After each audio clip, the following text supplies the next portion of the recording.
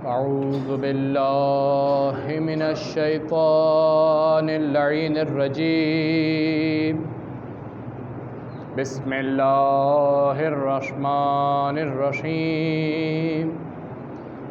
الحمد لله الذي لا يبلغ مدحته القائلون ولا يحصي نعماءه العادون ولا يؤدي حقه المجتهدون الذي لا يدركه بعد الهمم ولا يناله غوص الفتن الذي ليس لصفته حد محدود ولا نعت موجود ولا وقت معلوم ولا أجل ممدود. فطر الخلائق بقدرته ونشر الرياح برحمته ووتد بالسحور ميدان أرضه. ثم الصلاة والسلام على أشرف الأنبياء والمرسلين شفيع المذنبين رحمة للعالمين سيدنا ومولانا مولى الثقلين جد الحسن والحسين أبي القاسم محمد صلى الله عليه وعلى أهل بيته الطيبين الطاهرين المعصومين المظلومين لا سيما بقية الله الأعظم روحي وأرواحنا لتراب مقدمه الفداء واللعنة الدائمة على أعدائهم من يوم عداوتهم إلى قيام يوم الدين. أما بعد فقد قال الله تبارك وتعالى في كتابه المجيد وكلامه المجيد. بسم الله الرحمن الرحيم. وإذ ابتلى إبراهيم ربه بكلمات فأتمهن قال إني جاعلك للناس إماما قال ومن ذريتي قال لا ينال عهد الظالمين.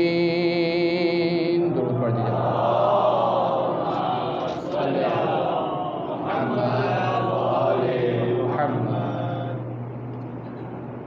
پروردگار سے دعا ہے کہ پروردگار یہ اشر محرم الحرام ختم ہونے کو ہے. پروردگار یہ بہترین عبادت جو تیرے نزدیک انتہائی قدر و منزلت والی عبادت ہے، پروردگار جو حق تھا اس عبادت کو ادا کرنے کا پروردگار وہ ہم ادا نہ کر سکے، لیکن پروردگار تجھے اس عبادت کا واسطہ ہے. پروردگار اپنی بارگاہ میں اسی عبادت کا واسطہ ہے کہ اس عبادت کو اپنی بارگاہ میں قبول فرما. پروردگارہ تجھے واسطہ محمد اور آل محمد کا دنیا میں جہاں کہیں بھی شیعان اہل بیت آباد ہے ان کی جان مال عزت اور آبرو کی حفاظت فرما. پروردگارہ تجھے واسطہ محمد اور آل محمد کا حاضرین محفل بانیان محفل اور تمام مومنین مومنات جس جس قسم کی مشکلات کے اندر مبتلا ہے پروردگارہ ان کی مشکلات و غیب سے حل فرما. پروردگارہ آنے والے دن کے اندر عزاداروں کی مومنین کی حفاظت فرما. پروردگارہ تجھے واسطہ محمد اور آل محمد کا جو افراد بیمار ہیں پروردگارہ ان کو بیمار کربلا کے صدقے میں شفایاب فرما. پروردگارہ تجھے واسطہ محمد اور آل محمد کا جو افراد بے اولاد ہیں پروردگارہ اولاد کی خواہش رکھتے ہیں اپنے دل کے اندر پروردگارہ انہیں اولاد صالحہ عنایت فرما. جو اولاد رکھتے ہیں پروردگارہ ان کو اپنے اولاد کی بہترین تربیت کرنے کی توفیق عنایت فرما. پروردگارہ تجھے واسطہ محمد اور آل محمد کا ظالمین اگر ہدایت کے لائق ہے تو ان کی ہدایت کے اسباب جلد سے جلد مہیا فرما. اگر ہدایت کے لائق نہیں ہے تو انہیں جلد از جلد نیست و نابود کر دے. پرچم اسلام کو سر بلند فرما، پرچم کفر کو سر رگو فرما. پروردگارہ تجھے واسطہ محمد اور آل محمد کا تمام مظالم کا انتقام لینے کے لیے زمانے کی آخری حجت امام عصر و الزمان کے ظہور میں تعجیل فرما. ہم سب کو امام کے اعوان و انصار میں شمار فرما۔ ربنا تقبل منا انک انت السمیع العلیم وتب علینا انک انت التواب الرحیم۔ درود پڑھ دیجئے محمد اور آل محمد پر۔ صلی علی محمد و آل محمد۔ موضوع سخن نعمت امامت اور شکر نعمت کے اعتبار سے سلسلہ گفتگو جاری ہے، اور تقریباً یہ اس سلسلے کی آخری سے پہلے والی مجلس ہے۔ انشاءاللہ کچھ معروضات آپ کے سامنے کچھ بیان کیے جائیں گے، اور واقعاً اندازہ نہیں ہوا کہ کس طریقے سے سید الشہداء کو غم منانے کے دن آئے اور ہمارے درمیان سے رخصت بھی ہونے والے ہیں، لیکن واقعاً یہ پروردگار کا کرم ہے، پروردگار کا احسان ہے، پروردگار کا شکر ہے اس بات پر کہ پروردگار نے ہمیں یہ توفیق دی کہ ہم اس فرش عزا پر آئیں اور فرش عزا کو بچھائیں اور پروردگار کی اس نعمت کا شکر ادا کر سکیں۔ کون ہے امام؟ کس ہستی کو کہتے ہیں امام؟ کون سی نعمت ہے یہ امامت کہ جو پروردگار عالم نے ہم اور آپ کے حصے کے اندر قرار دی؟ اس کائنات کے اندر بہت سے ایسے لوگ تھے کہ جو اس کائنات کے اندر آئے چلے گئے، لیکن اس نعمت امامت سے محروم رہے، ہدایت کے اس کارخانے سے، ہدایت کے اس سرچشمے سے فیض حاصل نہ کر سکے، لیکن پروردگار عالم نے ہمیں اس ولایت سے جوڑے رکھا۔ پروردگار کا شکر کہ پروردگار نے ہمیں اس گھرانے کے اندر پیدا کیا کہ جس گھرانے کے اندر ماں جب لوری دیتی ہے تو علی علی اور حسین حسین کے نام سے دیتی،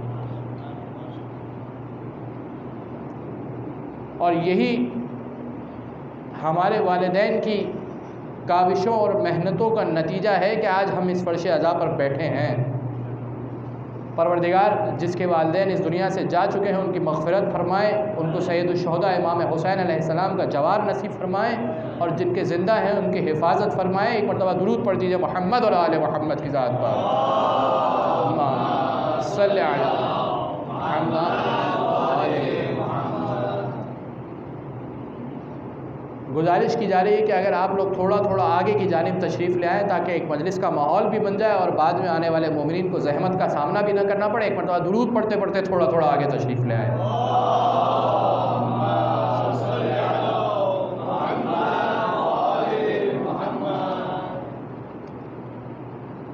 دیکھیے پروردگار عالم نے یہ جو نعمت ہمارے اور آپ کے حصے میں رکھی اور ہمیں اس نعمت سے متمسک رکھا اور حکم دیا کہ تم دعا کرو کہ تم اسی نعمت سے متمسک رہو، اس لیے کہ آخر وقت کے اندر یہ معلوم نہیں ہے کہ انسان جب جان کنی کی حالت کے اندر ہوگا، جب انسان کی روح اس دنیا سے پرواز کرنے والی ہوگی، روح اور جسم میں جدائی کا وقت آ جائے گا، اس وقت کے لیے دعا کرو کہ پروردگار انسان کی عاقبت بخیر کرے۔ عاقبت بخیر کرے یعنی کیا مطلب؟ یعنی انسان پوری زندگی تو بہت سی نعمات، پروردگار کی بہت ساری اعتقادات کو مانتا رہے، اصول دین کو مانتا رہے، لیکن وہ موقع کہ جب اس دنیا سے جانے والا ہو، اس موقع پر انسان کچھ دیر کے لیے گھبرائے، کچھ دیر کے لیے پریشان ہو، شیطان اسے وسوسے کے اندر ڈالے۔ بعض روایات کے اندر ملتا ہے کہ انسان کے لیے سب سے اہم دعا یہ ہے کہ انسان اپنی عاقبت کے بخیر ہونے کی دعا کرے، کہ انسان جب اس دنیا سے جائے تو اس وقت کیا ہو؟ اس وقت اس نعمت کے ساتھ متصل ہو، اس وقت اس توحید کو اپنی گرہ سے باندھے ہوئے ہو، اپنے دامن کی گرہ سے باندھے ہوئے ہو۔ اور یہی تو وجہ ہے نا کہ جانے والا تو اس دنیا سے چلا گیا ہے یا جانے والا ہے۔ دونوں صورتوں کے اندر ہمیں ایک بات ملتی ہے روایات کے اندر، وہ شخص کہ جو حالت احتضار کے اندر ہے، ابھی اس دنیا سے اس کی روح قبض ہونے والی ہے، لیکن کیا کیا جائے؟ اسے تلقین کی جائے، اسے وصیت کی جائے، اسے بتایا جائے کہ دیکھو تم کس خدا کو ماننے والے تھے، اسے بتلایا جائے کہ دیکھو تمہارا نبی کون تھا، اسے بتلایا جائے دیکھو تمہارا قبلہ کون تھا، اسے بتلایا جائے کہ دیکھو تم کس خدا کے ماننے والے تھے، اسے بتلایا جائے کہ تمہارا پہلا امام کون تھا، تمہارا دوسرا امام کون تھا۔ پروردگار یہ تو اس دنیا سے جا چکا ہے، اب اس کے کندھے ہلانے کا کیا فائدہ ہے؟ آواز قدرت آئے گی کہ نہیں، تم یہ سمجھ رہے ہو کہ یہ اس دنیا سے جا چکا ہے، لیکن اس کا قلب اور اس کی روح ان چیزوں کو سماعت فرما رہی ہے۔ یہ وہ کٹھن وقت ہے کہ جس وقت اسے اہل بیت اطہار کی ضرورت ہے، یہ وہ کٹھن وقت ہے کہ جس وقت اسے پروردگار کے ساتھ رابطے کی ضرورت ہے۔ اس کا کندھا ہلاؤ، اگر یہ زندہ ہے، اس دنیا سے جانے والا ہے، حالت احتضار کے اندر ہے، اسے کلمہ پڑھواؤ، اسے قبلہ رخ لٹواؤ۔ کیوں؟ پروردگار یہ کیا راز ہے، یہ کیا سبب ہے؟ یہ تو دنیا سے جانے والا ہے۔ وجہ یہی ہے کہ یہ انسان کی زندگی کا سب سے کٹھن وقت ہے، وجہ یہی ہے کہ یہ انسان کی زندگی کا سب سے خطرناک وقت ہے۔ کیوں؟ اس لیے کہ اس کے بعد وہ وقت آنے والا ہے کہ یومئذ لتسألن یومئذ عن النعیم، وہ دن وہ ہے کہ جس دن پروردگار نعمت کے بارے میں سوال کرے گا۔ کون سی نعمت کے بارے میں سوال کرے گا؟ قرآن کی آیت ہے، لتسألن یومئذ عن النعیم، اس دن نعمت کے بارے میں سوال کیا جائے گا۔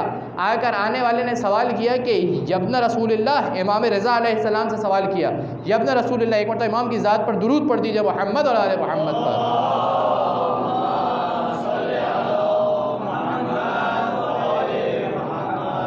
کہا کہ یبن رسول اللہ، یہ جو قرآن کی آیت ہے لَتُسْأَلُنَّ يَوْمَئِذٍ عَنِ النَّعِيمِ، اس دن لَتُسْأَلُنَّ، یہاں پر تین انٹینشنز موجود ہیں، انٹینسیفائرز تین موجود ہیں یہاں پر۔ لام بھی عربی زبان میں تاکید کے لیے استعمال ہوتا ہے، اور نون اگر تشدید کے ساتھ استعمال ہو تو وہ بھی تاکید کے لیے استعمال ہوتا ہے۔ تھری انٹینسیفائرز یوز کیے جا رہے ہیں، لَتُسْأَلُنَّ يَوْمَئِذٍ عَنِ النَّعِيمِ، ہرگز حتماً اس دن جو ہے وہ نعمت کے بارے میں، نعیم نعمت کے بارے میں سوال کیا جائے گا۔ راوی نے آ کر سوال کیا کہ مولا کیا مائع بارد یہ نعمت ہے؟ ٹھنڈا پانی یہ نعمت ہے؟ اس کے بارے میں سوال کیا جائے گا؟ امام نے کہا کہ بعض لوگ کہتے ہیں کہ ٹھنڈا پانی نعمت ہے کہ جس کے بارے میں سوال کیا جائے گا۔ بعض لوگ کہتے ہیں کہ کون سی چیز نعمت ہے؟ طعام، اچھی غذا، اچھا کھانا، طعام، یہ وہ نعمت ہے کہ جس دن پروردگار عالم روز قیامت اس کے بارے میں سوال کرے گا۔ بعض لوگ کہتے ہیں کہ انسان کو سکون کی نیند مل جائے، یہ وہ نعمت ہے کہ پروردگار عالم جس کے بارے میں روز قیامت سوال کرے گا۔ امام نے فرمایا کہ پروردگار کی شان نہیں ہے کہ پروردگار جن چیزوں کے ذریعے سے لوگوں پر احسان کرے اسی کے بارے میں سوال کرے۔ کہا کہ یہ ٹھنڈا پانی، یہ اچھا کھانا، اچھی غذا، یہ سکون کی نیند، یہ تو پروردگار عالم کا تم پر احسان ہے کہ پروردگار عالم نے اس دنیا میں تم لوگوں کو دیا ہے۔ پروردگار عالم کی شان نہیں ہے، احسان کرنے والے کی یہ شان نہیں ہوتی ہے کہ وہ جس چیز کا احسان کرے پھر اس کے بارے میں احسان جتلائے، پھر اس کے بارے میں پروردگار سوال کرے۔ فرمایا کہ یہ جو پروردگار نے فرمایا ہے لَتُسْأَلُنَّ يَوْمَئِذٍ عَنِ النَّعِيمِ، اس دن پروردگار عالم اپنی نعمت کے بارے میں سوال کرے گا، تو یہ نعمت ہماری ولایتنا، ہماری ولایت ہے کہ جس دن پروردگار عالم روز قیامت اس کے بارے میں سوال کرے۔ ایک مرتبہ درود پڑھ دیجئے محمد اور آل محمد پر۔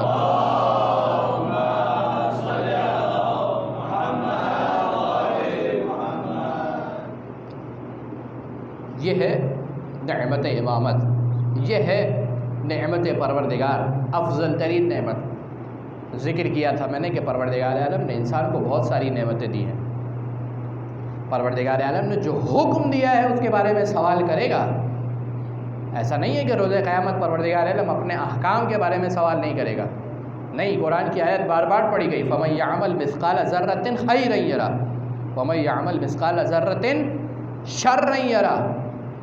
لیکن جو افضل ترین نعمت جس کے بارے میں پروردگار سوال کرے گا وہ نعمت ولایت ہے کہ تم نے اس نعمت کا کیسا دم بھرا۔ اور پروردگار عالم کا حق بھی ہے کہ پروردگار عالم اس نعمت کے بارے میں سوال کرے۔ جب ختمی مرتبت نے حضرت محمد مصطفیٰ صلی اللہ علیہ وآلہ وسلم صلی اللہ علیہ، امیر المومنین امام علی علیہ السلام کی ولایت کا اعلان کر دیا میدان غدیر خم میں۔ قرآن کی ایک آیت ہے وَسَأَلَ سَائِلٌ بِعَذَابٍ وَاقِعٍ۔ اس دن ایک سوال کرنے والے نے کیا کیا؟ ایک عذاب کا سوال کیا۔ انسان سوال کس کا کرتا ہے؟ انسان سوال کرتا ہے پروردگار سے، دعا کرتا ہے، کس کے لیے دعا کرتا ہے؟ عذاب کے لیے کوئی دعا کرتا ہے؟ لیکن یہ عجیب شخص تھا کہ جس نے اپنے لیے عذاب ہی پروردگار سے مانگا تھا۔ کیا وَسَأَلَ سَائِلٌ بِعَذَابٍ وَاقِعٍ ہوا کیا تھا؟ ہوا یہ تھا کہ جب غدیر خم کے میدان میں 10 ہجری میں حج کے بعد رسول نے امیر المومنین کی ولایت کا اعلان کر دیا، ہاتھ اٹھا کر دکھا دیا اور بتلا دیا من کنت مولا فہذا علی مولا۔ اس کے بعد ایک شخص رسول کے پاس آیا جس کا نام حارث بن نعمان فہری یا نعمان بن حارث دونوں ملتا ہے تاریخ کے اندر، نعمان بن حارث بھی اور حارث بن نعمان فہری بھی۔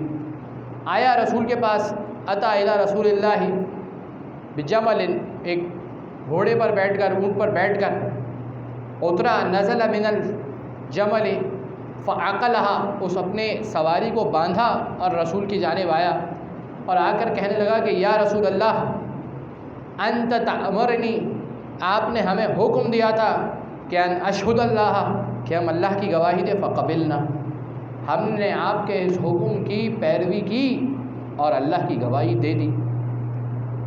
پھر کیا ہوا؟ فتأمرنی وتأمرنی ان اشہدک، آپ نے کہا کہ ہم آپ کی گواہی دیں کہ بأنک رسول اللہ، کہ آپ اللہ کے رسول ہیں، تو ہم نے یہ گواہی بھی دی۔ پھر آپ نے کہا تأمرنی بالصلوات الخمس، آپ نے 5 نمازوں کا حکم دیا کہ دن میں 5 نمازیں واجب ہے، فقبلنا، ہم نے یہ بھی قبول کیا۔ وتأمرنی الصوم، آپ نے روزے کا حکم دیا، ہم نے یہ حکم بھی قبول کیا۔ پھر کیا ہوا؟ وتأمرنی الزکوٰۃ، آپ نے زکوٰۃ کا حکم دیا، فقبلنا، ہم نے یہ حکم بھی قبول کیا۔ وتأمرنی الحج، آپ نے حج کا حکم دیا، ہم نے یہ حکم بھی قبول کیا۔ ولیکن لم ترضى، لیکن آپ اس پر راضی نہیں ہوئے۔ وانت تفضل وفضلت ابن اخیک ابن عمک، اور آپ اس پر راضی نہ ہوئے، ہم نے آپ کی ساری باتوں کو قبول کیا لیکن آپ اس پر راضی نہ ہوئے اور آپ نے اپنے چچا زاد کو ہم پر فضیلت دے دی، آپ نے اپنے چچا زاد کو ہم پر فضیلت دے دی۔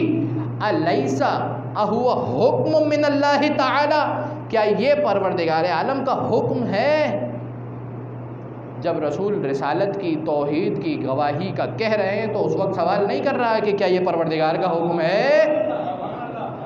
دیکھیے، انسان اگر ولایت سے دور ہو جاتا ہے، اگر انسان کے دل میں ٹیڑھا پن ہوتا ہے، انسان کے دل میں کجی ہوتی ہے، انسان ولایت کے دامن سے ہٹتا ہے، تو نتیجہ یہ ہوتا ہے کہ اب رسول کی رسالت میں بھی شک کرنے لگ رہا ہے۔ رسول نے فرمایا ھذا حکم من اللہ تعالی، یہ اللہ تعالیٰ کا حکم ہے، یہ میں اپنی جانب سے نہیں کہہ رہا بلکہ پروردگار کا حکم ہے۔ اور رسول کون؟ رسول وحی من الیوحا کی منزلت پر فائز ہے، یہ وہ ہے کہ جو اپنی جانب سے کچھ نہیں کہتے، ما ینطق عن الہوی ان ہوا الا وحی یوحا، رسول اپنی جانب سے کچھ نہیں کہتے، جو وحی ہوتی ہے وہی کہتے ہیں، جو وحی ہوتی ہے رسول وہی کہتے ہیں، اپنی جانب سے کچھ نہیں کہتے۔ کہنے لگا کہ یا رسول اللہ اصدقت، آپ کیا سچ کہہ رہے؟ رسول نے کہا میں پروردگار کی جانب سے کہہ رہا ہوں۔ کہا کہ نہیں، آپ سچ نہیں کہہ رہے۔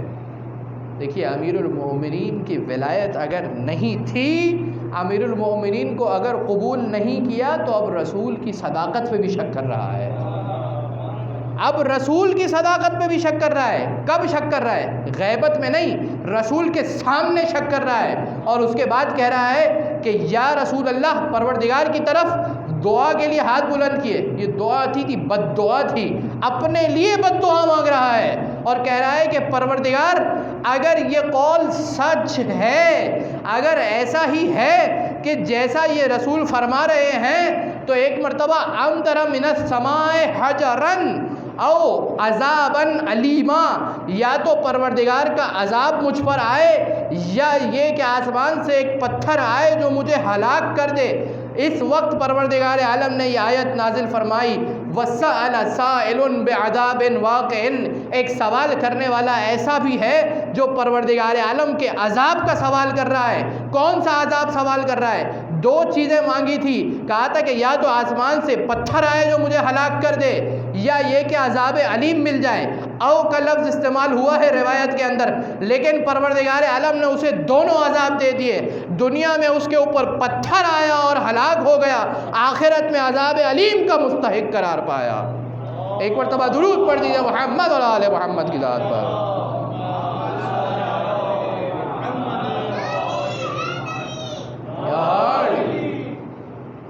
یہ ہے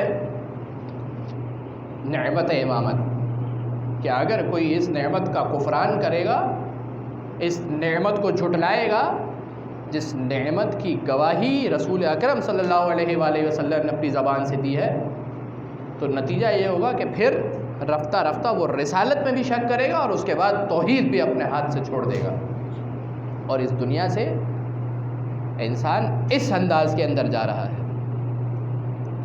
گفتگو جاری تھی کہ امام کی صفات کیا ہوتی ہے، امام کون کون سی صفات اپنے اندر رکھتے ہیں۔ بیان کیا گیا کہ امام کی صفات یہ ہے کہ امام معصوم ہو، منسوب من اللہ تعالیٰ ہو، اللہ تعالیٰ کی طرف سے معین کردہ ہو۔ امام کی اور صفت کیا ہے؟ امام کی صفت یہ ہے کہ یہ امام وہ ہوگا کہ جو پروردگار عالم کی جانب سے پروردگار عالم کے حکم کی تعمیل کرتے ہوئے پروردگار کے احکامات کو نشر کرے گا۔ امام کی دوسری صفت کیا ہے کہ اور صفت کیا ہے؟ ایک اور صفت کہ امام عالم ہوگا۔ اس حوالے سے آپ کے سامنے گفتگو ہوئی۔ اب آ جاتے ہیں امام کے وظائف کی طرف۔ امام کا وظیفہ کیا ہے اس کائنات کے اندر؟ امام اس کائنات کے اندر آیا کس کام کے لیے ہے؟ جب امام کو پروردگار نے اس کائنات کے اندر اپنا ہادی اور رہنما اور رہبر بنا کر بھیجا ہے، تو یہ امام اس کائنات کے اندر کیا کر رہا ہے؟ اس کائنات کے اندر امام کا وظیفہ کیا ہے؟ میں اور آپ نہیں ہوتے امام کے وظیفے کو طے کرنے والے۔ پروردگار عالم نے جس نے بھیجا ہے امام کو، وہی آ کر بتلا رہا ہے کہ امام کا وظیفہ کیا ہے، امام کا کام کیا ہے۔ ایک مرتبہ درود پڑھ دیجئے محمد اور آل محمد پر۔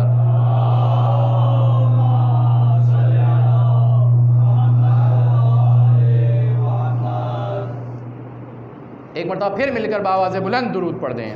اللہم صلی علی محمد محمد۔ ایک مرتبہ پھر مل کر بآواز بلند درود پڑھ دیجئے۔ اللہم صلی علی محمد محمد۔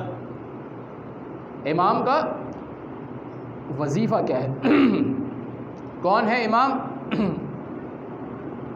امام کے وظائف میں سے سب سے اہم ترین وظیفہ جو امام کے اس دنیا کے اندر کام ہے، جو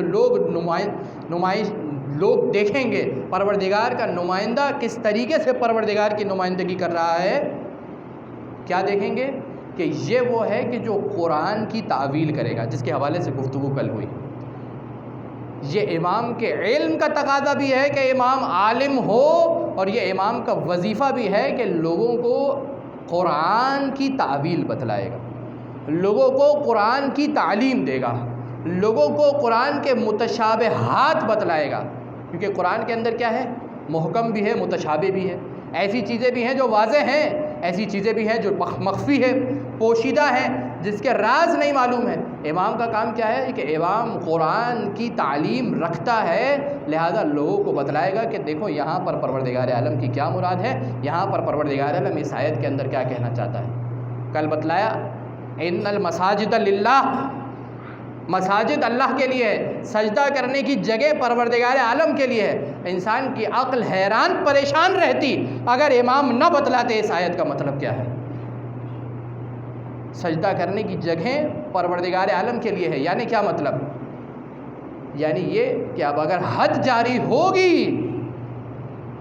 تو جو سجدہ کرنے کی مقامات ہیں وہاں پر حد جاری نہیں ہوگی، اگرچہ کہ آیت میں ہے کہ السارق والسارقۃ فاقطعوا ایدیہما، چور کے ہاتھ کاٹے جائیں گے تو اب ہاتھ کہاں سے کاٹے جائیں گے؟ انگلیوں سے کاٹے جائیں گے، ہتھیلی باقی رہے گی۔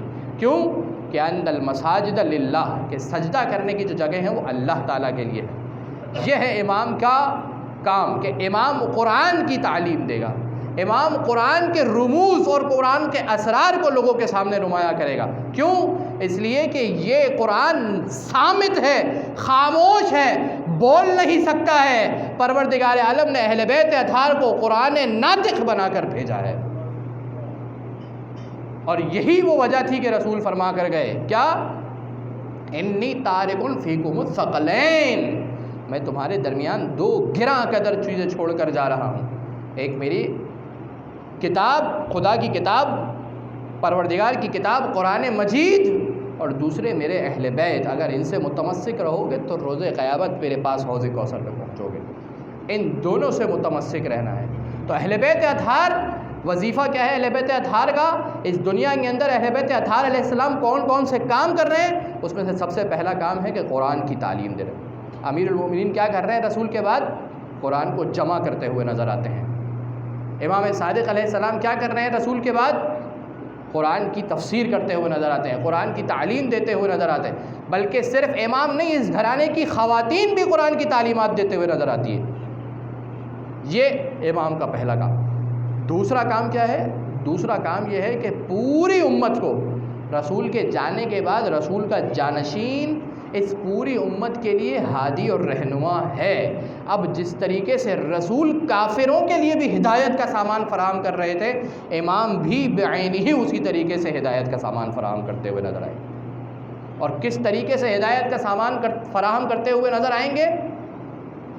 کہ جس طریقے سے رسول پروردگار عالم کے نمائندے تھے، پروردگار عالم کی طرف رہنمائی کرتے ہوئے نظر آتے ہیں، توحید کا پیغام دیتے ہوئے نظر آتے ہیں۔ اگر کوئی امام صادق علیہ السلام کے پاس بھی آئے گا تو امام توحید کا پیغام اسے بھی دیتے ہوئے نظر آئیں گے، اگرچہ کہ وہ امام صادق کے مذہب پر نہیں ہے، اگرچہ کہ وہ رسول کے رسالت کو ماننے والا نہیں ہے۔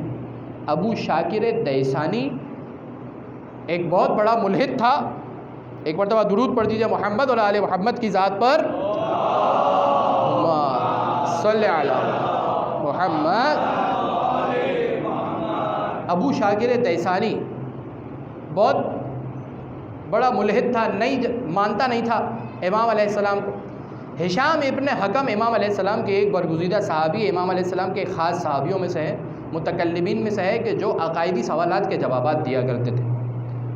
جس طریقے سے اس دور کے اندر بعض فقیہ تھے امام صادق علیہ السلام کے دور میں کہ جنہیں امام نے فقاہت سکھلائی تھی، جیسے کہ زرارہ اور محمد ابن مسلم، اسی طریقے سے ہشام ابن حکم عقائدی اور متکلمین اور کلامی سوالات کے جوابات دیا کرتے تھے، امام کے اصحاب میں سے تھے۔ ہشام ابن حکم ایک مرتبہ ابو شاکر دیسانی امام کے یہ صحابی جو ہے ہشام ابن حکم اس کے پاس آئے اور آ کر کہتا ہے کہ انت تعتقد اللہ، کہ تم خدا کا اعتقاد رکھتے ہو، مسلمان ہو، توحید کا اقرار کرتے ہو؟ ہشام ابن حکم نے کہا بلا، ہاں اقرار کرتا ہوں۔ کہا کیا ہوا قادر، کیا وہ قادر ہے، قدرت رکھتا ہے؟ کہا کہ ہاں قدرت رکھتا ہے۔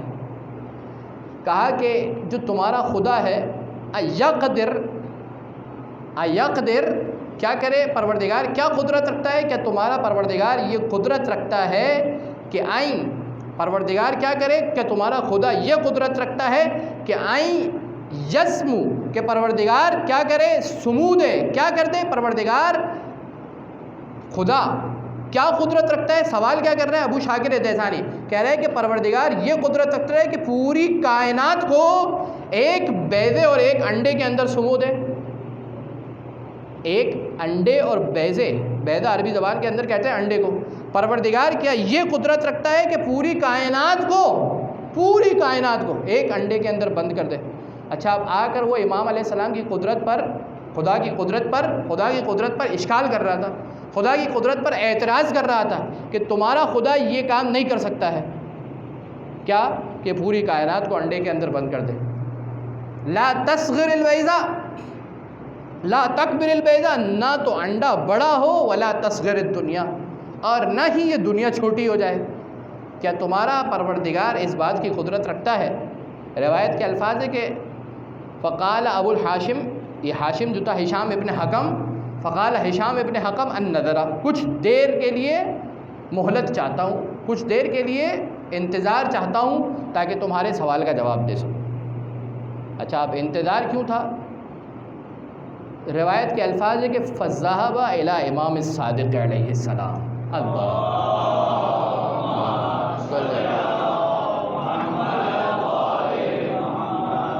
امام کے پاس آ رہا ہے۔ کیوں؟ اس لیے کہ پتہ ہے کہ اگر کسی سوال کا جواب بھی ملنا ہے تو امام صادق کے طرف سے ملنا ہے، اور ظاہر ہے امام صادق علیہ السلام کا شاگرد تھا۔ امام کے پاس آیا اور آ کر کہنے لگا کہ اتا رجل ابو الشاکر الدیسانی وقال اللہ قادر، تمہارا خدا قادر ہے، کیا اس بات پر قدرت رکھتا ہے کہ اس کائنات کو اس ایک چھوٹے سے انڈے کے اندر پروردگار عالم بند کر دے؟ امام صادق علیہ السلام نے ہشام کی طرف نظر کی اور کہا کہ کم حواسک، پروردگار نے تجھے کتنے حواس دیے ہیں؟ حواس کا مطلب سینسز، انسان کے پاس کتنے سینسز ہیں؟ 5 سینسز ہیں۔ جس کے پاس 6 ہوتا ہے اور جو 6 استعمال کرتا ہے اسے ہم کہتے ہیں کہ بھائی بہت شاطر ہیں، آپ نے اپنا 6 سینس استعمال کیا۔ کتنے حواس ہیں؟ حواس سے 5 ہے نا۔ دیکھنے کی قدرت پروردگار نے دی ہے، لمس کرنے کی دی ہے، چکھنے کی دی ہے، سننے کی دی ہے، ذائقہ دیا ہے، سونگھنے کی دی ہے۔ اس نے کہا کہ 5۔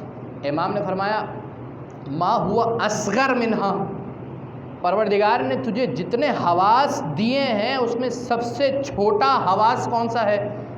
کون سی حس ہے جو سب سے چھوٹی ہے؟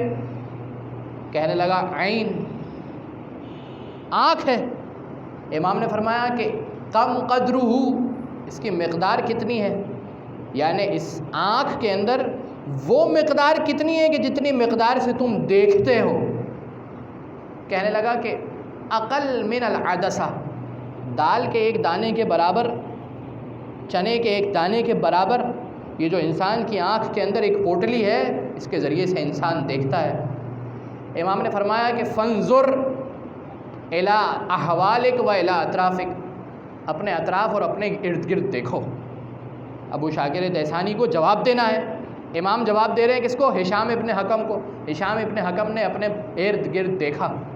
جب ارد گرد دیکھ لیا، تمام چیزیں دیکھ لی، امام نے کہا کہ یہ بتلاؤ کہ کیا تمہاری آنکھوں کے اندر وہ پہاڑ، وہ سورج، وہ سارے کے سارے منظر سمو گئے یا نہیں سمو گئے؟ کیا تمہاری آنکھوں کے اندر یہ سارے منظر نقش ہو گئے یا نہیں ہو گئے؟ کہنے لگا کہ یہ سارے منظر نقش ہو گئے۔ کہا کہ جس پروردگار عالم نے انسان کو ایک ایسی حس دی ہے کہ جس کے اندر ایک چنے سے بھی چھوٹی چیز موجود ہے، کہ جس کے اندر انسان اس پوری کائنات کے مناظر کو نقش کر لیتا ہے، وہ پروردگار عالم یہ قدرت کیسے نہیں رکھتا کہ اس انڈے کے اندر اس پوری کائنات کو بند کر دے؟ ایک مرتبہ درود پڑھ دیجئے محمد اور آل محمد پر۔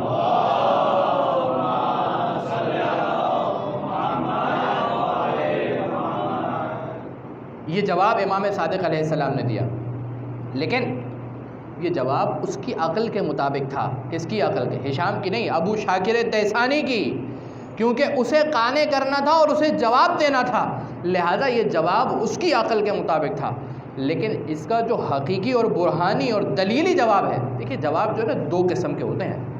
ایک ہوتا ہے جواب قانے کرنے کے لیے، ایک ہوتا ہے جواب سامنے والے کو خاموش کرنے کے لیے، ایک ہوتا ہے جواب نقضی، ایک ہوتا ہے جواب سامنے والے کی زبان بند کرنے کے لیے اور اس کو اپنی جانب مبذول کرانے کے لیے، تاکہ وہ کم از کم دل نرم کر کے ہماری جانب آئے تو صحیح۔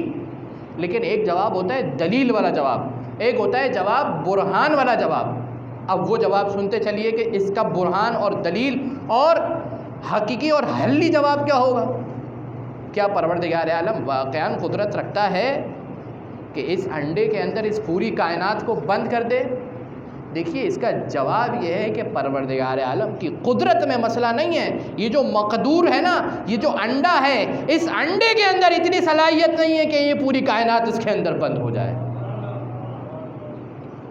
اور یہ وہی اعتراض ہے کہ جو اعتراض ہمارے سامنے امام حسین علیہ السلام کے قضیے میں بھی ایک مرتبہ سامنے آتا ہے، کہ بعض لوگوں نے اشکال کیا اور بعض لوگوں نے سوال کیا کہ پروردگار عالم نے نعوذ باللہ جو کام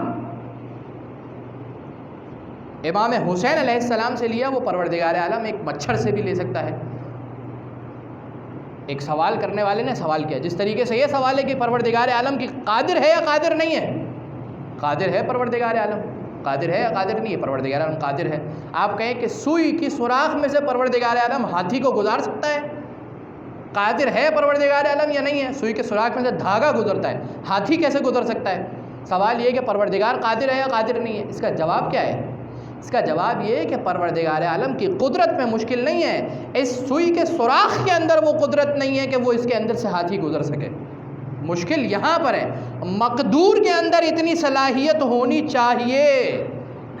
مسئلہ یہ ہے، یہاں پر محال جو چیز لازم آ رہی ہے، یہاں پر جو اصل مشکل ہے وہ کیا ہے کہ مقدور میں اتنی صلاحیت نہیں ہے، مچھر کے اندر وہ صلاحیت نہیں ہے، ارے عام انسان کے اندر بھی وہ صلاحیت نہیں ہے کہ امام حسین علیہ السلام سے جو کام لیا پروردگار وہ کسی سے لیا جا سکے۔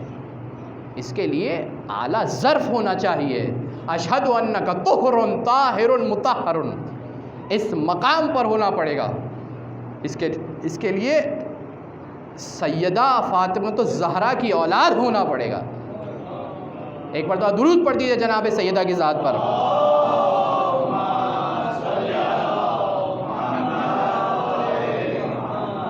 تو اس سوال کا، یہ سوال ہر مقام پر آتا ہے، اعتقادات میں، عقیدے کی کتاب میں ہر مقام پر یہ سوال آتا ہے۔ کیا پروردگار عالم قادر نہیں ہے؟ کیا پروردگار کی قدرت میں نہیں ہے؟ کیا پروردگار عالم اتنی قدرت نہیں رکھتا ہے کہ یہ کام کر سکے؟ اس کا جواب جو حلی جواب ہے، دیکھیے ایک جواب نقضی ہے، سامنے والے کو خاموش کرنے کے لیے وہ امام نے دے دیا ابو شکر تحسانی کو، لیکن اس کا جو حلی جواب ہے وہ کیا ہے؟ اس کا حلی جواب یہ ہے کہ اس مقدور میں، اس شے کے اندر اتنی قدرت نہیں ہے۔ مسئلہ یہ ہے کہ اب اگر انڈے کو اتنا بڑا کیا جائے کہ اس کے اندر کائنات ڈالی جائے تو پھر وہ انڈا نہیں بچے گا۔ مشکل یہاں پر ہے۔ لہٰذا اہل بیت اطہار علیہ السلام ہر شخص کو اس کی عقل کے مطابق جواب دیتے ہوئے نظر آتے ہیں۔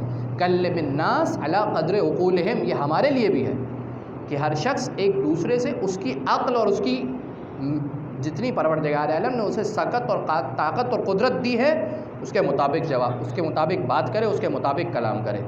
اس لیے کہ بعض اوقات انسان جب بہت زیادہ بڑی بات کرتا ہے یا بہت ہی زیادہ نیچے لیول کی بات کرتا ہے، سامنے والے بندے کی مستویٰ کو، اس کے لیول کو، اس کی شخصیت کو نہیں دیکھا جاتا، تو نتیجہ یہ ہوتا ہے کہ آپ کی بات خلاف حکمت ہو جاتی ہے، اس بات کے نقصانات زیادہ ہو جاتے ہیں۔ لہذا جو شخص آتا تھا امام اس کو اس کے اعتبار سے جواب دیتے تھے۔ اگر ناخدا آیا، کشتی چلانے والا، ناخدا عربی زبان میں کشتی چلانے والے کو کہتے ہیں، اگر اس نے آ کر توحید کی دلیل مانگی تو امام نے اسے یہ جواب نہیں دیا کہ پروردگار عالم نے تجھے آنکھ دی ہے، پروردگار عالم نے ایک انڈے کے اندر کس طریقے سے ایک حیات کو پوشیدہ رکھا ہے۔ نہیں، جب کشتی چلانے والا آیا تو امام نے اس کو اس کے اعتبار سے جواب دیا اور کہا کہ یہ بتا کہ کیا ایسا ہوا ہے کبھی کہ تو سمندر میں جا رہا ہو اور سمندر کے لہروں میں طغیانی آ جائے؟ کہنے لگا کہ ہاں ہوا ہے۔ امام نے کہا کہ اچھا یہ بتلا کہ کیا پھر کوئی ایسا موقع بھی آیا ہے کہ اتنی شدید طغیانی آ جائے سمندر کے اندر کہ تجھے یقین ہو جائے کہ اب تیری جان نہیں بچ سکتی اور تو ڈوب کر مر جائے گا؟ کہنے لگا کہ ہاں ایسا بھی ہوتا ہے۔ امام نے فرمایا کہ کیا اس موقع پر، اتنے خطرناک موقع پر کہ جہاں پر تیری جان جانے والی ہے، تو سمندر کی گہرائیوں کے اندر ڈوب کر مر جائے گا، کیا یہ بتا کہ اس وقت بھی تیرے دل کے اندر کوئی رمق ہوتی ہے کہ کوئی ذات ہے جو مجھے ابھی بھی بچا سکتی ہے؟ اللہ اکبر۔ کہنے لگا کہ ہاں کافر ہے، نہیں مانتا پروردگار کو، لیکن امام نے اسے سمجھایا کیسے؟ اس کے زبان کے اندر سمجھایا، اس کے لیے جو پریکٹیکل مثال تھی امام نے اس کے ذریعے سے سمجھایا۔ کہا کہ کیا اس وقت بھی کوئی ایسی ذات ہوتی ہے کہ جو تیرے دل کے اندر موجود ہوتی ہے، کوئی رمق نظر آتی ہے تجھے، کوئی کرن نظر آتی ہے کہ کوئی ذات ابھی بھی تجھے بخشوا سکتی ہے، ابھی بھی تجھے نجات دے سکتی ہے، ابھی بھی تجھے اس سمندر کی گہرائیوں سے نکال کر ساحل تک لے کر جا سکتی ہے؟ کہنے لگا کہ ہاں رمق ہوتی ہے۔ امام نے کہا کہ بس وہی پروردگار عالم کے ساتھ۔ یہ ہے ائمہ اطہار علیہ السلام، یہ ہے امام کا وظیفہ کہ جب امام اس دنیا کے اندر زندگی گزار رہے ہیں تو ہر شخص امام کے پاس آتا ہے اور ہدایت لے کر جاتا ہے، اس لیے کہ امام کا کام ہدایت کرنا ہے۔ اور کیسی ہدایت کرنا ہے؟ کیسی ہدایت کرنا ہے کہ یہ ہدایت فقط اور فقط امام علیہ السلام ہدایت کرتے ہوئے نظر نہیں آتے، بلکہ اگر امام کسی کے ساتھ ایسا رابطہ ایجاد کر لے اور کوئی امام کے ساتھ ایسا رابطہ ایجاد کر لے تو امام علیہ السلام کے الفاظ یہ نکلتے ہوئے نظر آتے ہیں کہ السلام علیک یا عبد الصالح،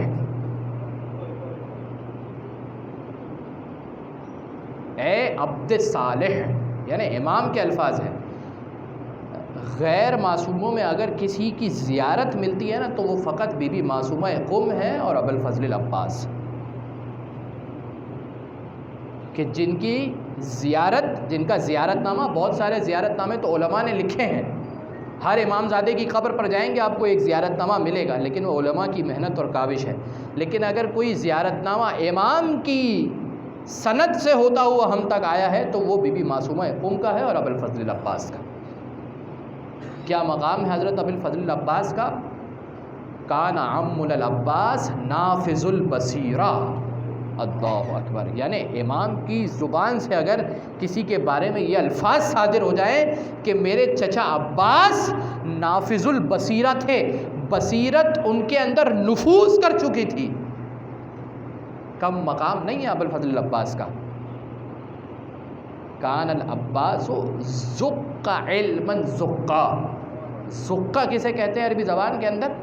جو ایک پرندہ ہے نا، پرندہ جب جاتا ہے اور اپنے بچے کو، اپنے نومولود کو جا کر کیا کرتا ہے، اس کی چونچ میں جا کر جو دانہ ڈالتا ہے نا، اسے عربی زبان میں کہتے ہیں زقا۔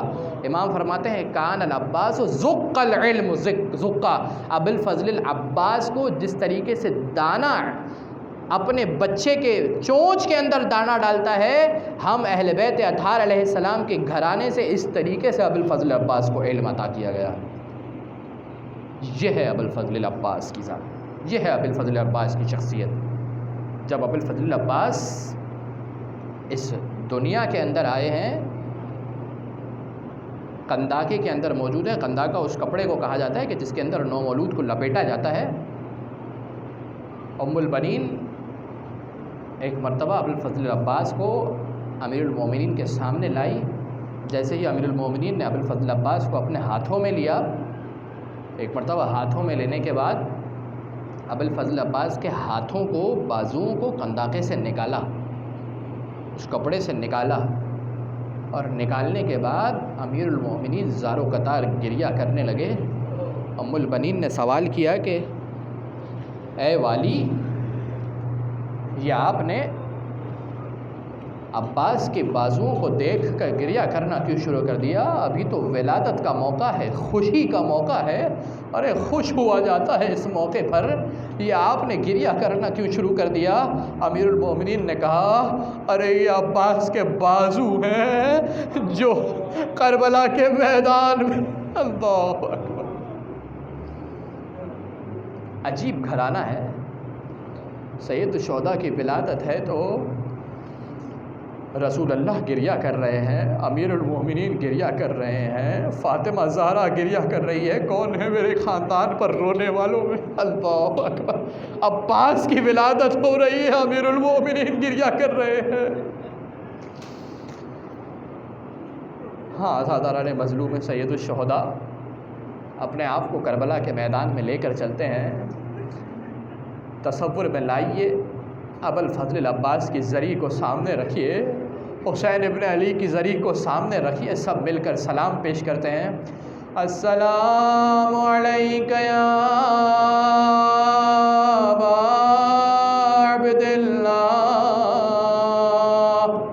وعلی الارواح التي حلت بفنائک علیک منی سلام اللہ ابدا ما بقیت وبقی اللیل والنہار ولا جعلہ اللہ آخر العہد منی لزیارتکم السلام علی الحسین وعلی علی ابن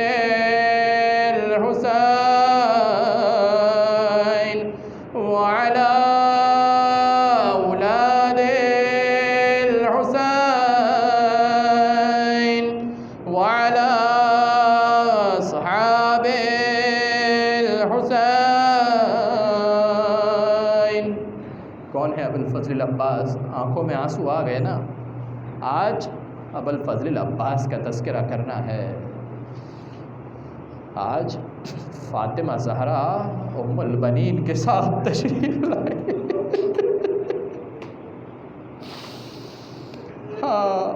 عزادار المظلوم سید الشہداء شب 9 محرم ہے. نہ جانے کس کو اگلے برس یہ گریہ نصیب ہو. ارے روز قیامت عباس کی وہ منزلت ہے، عباس کی وہ منزلت ہے روز قیامت کہ یقبضہ جمیع الشہداء. عباس کی روز قیامت وہ منزلت ہے کہ تا قیامت تک جتنے شہید ہیں نا، تمام کے تمام شہید عباس پر غبطہ کر رہے ہوں گے. کون کون عباس پر غبطہ کر رہے ہوں گے؟ ارے حمزہ اور جعفر طیار بھی ابو الفضل العباس پر غبطہ کر رہے ہوں گے. کون ہے ابو الفضل العباس؟ وہ ہے ابو الفضل العباس کہ جس کو حسین نے اپنا بھائی کہا ہے. حسین نے اپنا بھائی کہا ہے.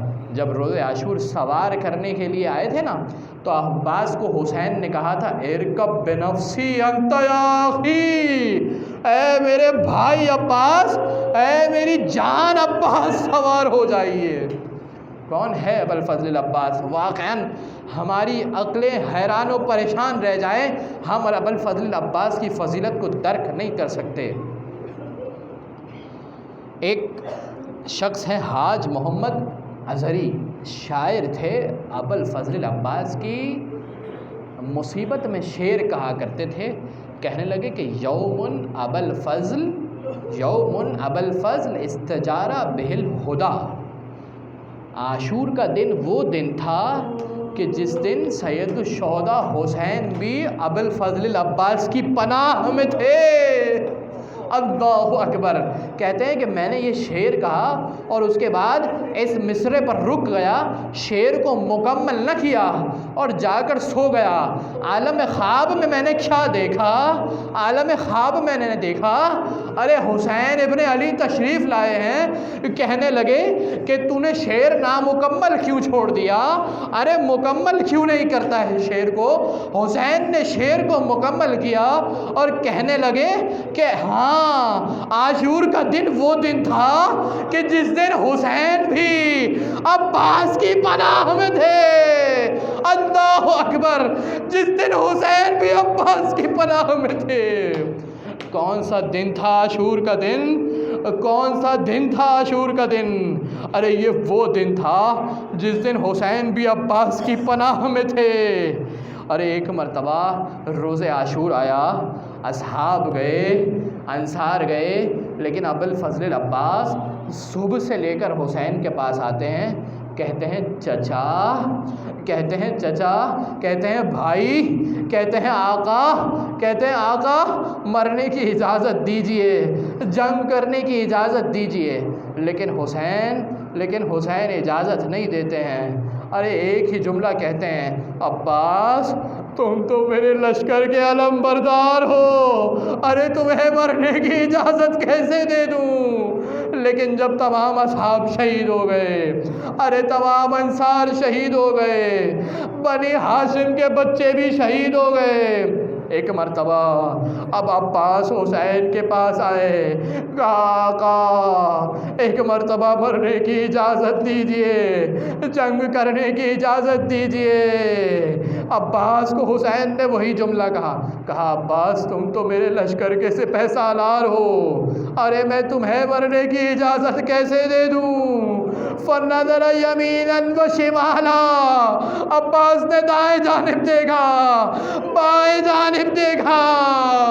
ارے ایک مرتبہ کہنے لگے اے آقا ابا عبداللہ، اب وہ لشکر کہاں رہا جس کا میں علم بردار تھا؟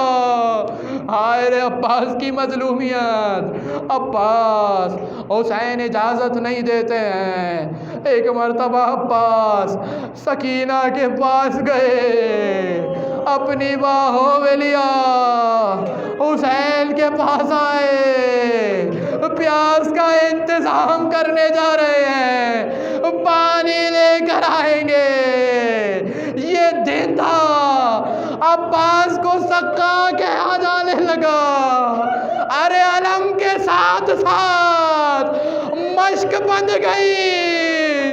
اب عباس اور پانی میں وہ نسبت جڑ گئی.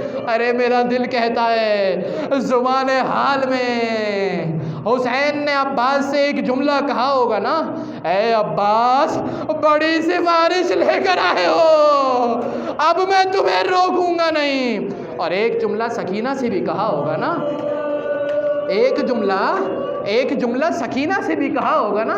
کیا جملہ کہا ہوگا؟ اے بیٹی سکینہ, آج تو چچا کو بھیج رہی ہے, لیکن شام غریبا, کربلا سے کوفہ, کوفہ سے شام, چچا بہت یاد آئے. اللہ اکبر. ہائے رے عباس کی غربت. ایک مرتبہ علم بردار نے علم کو تھاما, ارے فرات کی جانب چل رہے ہیں, فرات کی جانب چل رہے ہیں. کون؟ عباس فرات کی جانب چل رہے ہیں. جب صفین میں ابوالفضل العباس نے حملہ کیا تھا, ارے تمام کا تمام لشکر تتب بتر ہو گیا تھا. عباس کی بہادری مشہور تھی. جب خط کھینچ دیا عباس نے, ارے 7-8 محرم کو کوئی اس خط سے آگے نہیں آ سکتا تھا.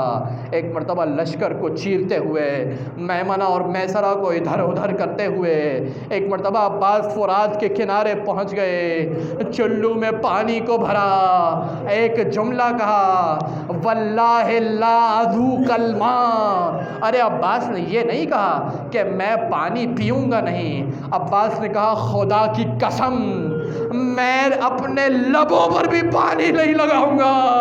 ارے حسین اور اس کی بیٹیاں پیاسی ہے. ہائے رے وفاداری ہے ابوالفضل عباس, کیا وفاداری ہے. 3 دن کی پیاس ہے لیکن پانی اپنے لبوں سے بھی نہ لگایا. ایک مرتبہ مشک کو بھرا, مشک بھرنے کے بعد اپنے ہاتھوں سے, ایک ہاتھوں سے مشک کو تھاما, ایک ہاتھ سے علم کو تھاما. اب عباس گھوڑے پر سوار ہوئے مخیم کی جانب آ رہے ہیں, خیمے کی جانب آ رہے ہیں. تھوڑی دیر لگے گی. آپ نے گریہ کیا, لیکن یقین جانیے نہ جانے اگلے برس کس کو یہ گریہ نصیب ہو. ارے حسین کی دکھیاری ماں پرزہ لینے کے لیے آئی ہے. بس 2 سے 3 روایت آپ کے سامنے اور آپ کی زحمتوں کو تمام کروں گا. اجرکم علی اللہ. ایک مرتبہ عباس خیمے سے چلے, خیمے کی جانب آ رہے ہیں, فرات سے چلے. اب جو خیمے کی جانب آ رہے ہیں لشکر کو تیر رہے ہیں. عمر سعد نے کہا ارے پانی خیمے میں نہیں پہنچنا چاہیے ورنہ قیامت برپا ہو جائے گی. ایک مرتبہ ایک ایسا تیر چلا, عباس کا دایاں بازو قلم ہوا. آج بھی کربلا میں کفے عباس پر جاتے ہیں نا, دایاں بازو الگ جگہ پر ہے, بایاں بازو الگ جگہ پر ہے. نہ جانے مشک کہاں چھیدی ہوگی. جب دایاں بازو قلم ہوا, عباس نے ایک جملہ کہا, واللہ انی احامی ابدا عن دینی ان تقطعت یمینی. ارے تم نے میرا دایاں بازو قلم کر دیا لیکن میں اپنے دین کی حمایت سے باز نہ آؤں گا, میں حسین کی نصرت سے باز نہ آؤں گا. دایاں بازو عباس کا قلم ہو گیا. ایک مرتبہ کچھ آگے چلے, عباس کا بایاں بازو بھی قلم ہونے لگا. نہ جانے سکینہ دور سے کیا دیکھ رہی ہے, ارے علم گرنے لگا. ایک مرتبہ وہ موقع آیا, ابوالفضل العباس نے اپنے دانتوں سے مشک کو پکڑا, ایک لعین نے ایسا وار کیا, ارے تیر مشک سکینہ پہ لگا, پانی بہہ گیا. عباس کی آس, ارے سکینہ کی آس. جب پانی بہہ گیا, عباس کو نہ جانتے ہیں نا, عباس کو باب الحوائج کہتے ہیں. عباس کو باب الحوائج کیوں کہتے ہیں؟ عباس کو باب الحوائج اس لیے کہتے ہیں کہ عباس کی ایک حاجت تھی خیمے میں پانی پہنچ جائے, لیکن عباس کی حاجت پوری نہ ہو سکی. خدا نے کہا، پروردگار نے کہا اے عباس تیری ایک حاجت تھی پوری نہ ہو سکی، روز قیامت تک تجھے باب الحوائج بناتا ہوں۔ اب جب تیر چلا مشک سے پانی بھی گر چکا، لیکن عباس گھوڑے پر موجود ہیں، عباس گھوڑے پر موجود ہیں۔ اب سنیے گا، میری طرف دیکھیے گا، ایک وہ موقع آیا، ایک تیر چلا ابوالفضل العباس کی آنکھوں میں جا کر پیوست ہو گیا۔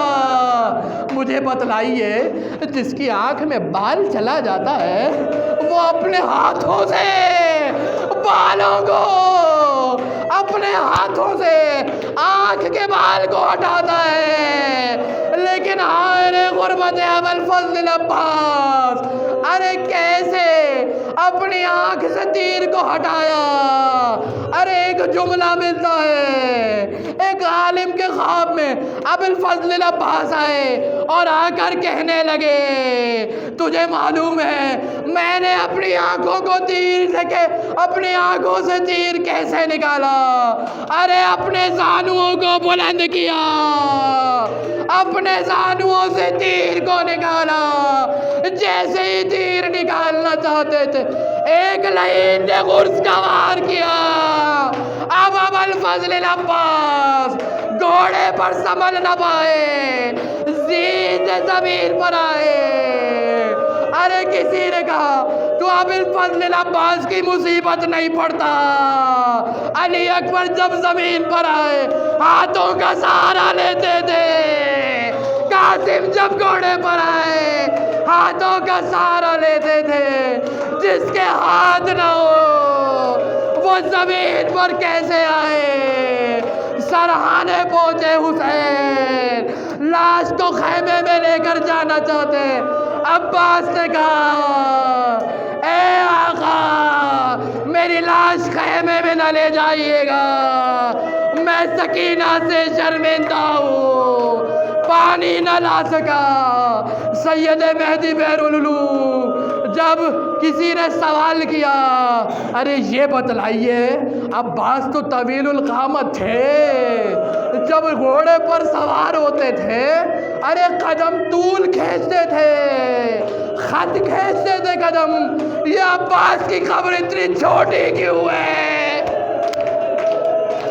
آئے غربت ابوالفضل العباس، یہ عباس کی قبر اتنی چھوٹی کیوں ہے؟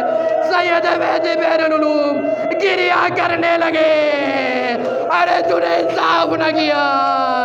جب عباس گھوڑے سے زمین پر آئے، عباس کی لاش ٹکڑے ٹکڑے ہو گئی۔ سید سجاد 11 محرم فرات کے کنارے عباس کو دفن کیا، کہیں سے بازوؤں کو چنا، کہیں سے پیروں کو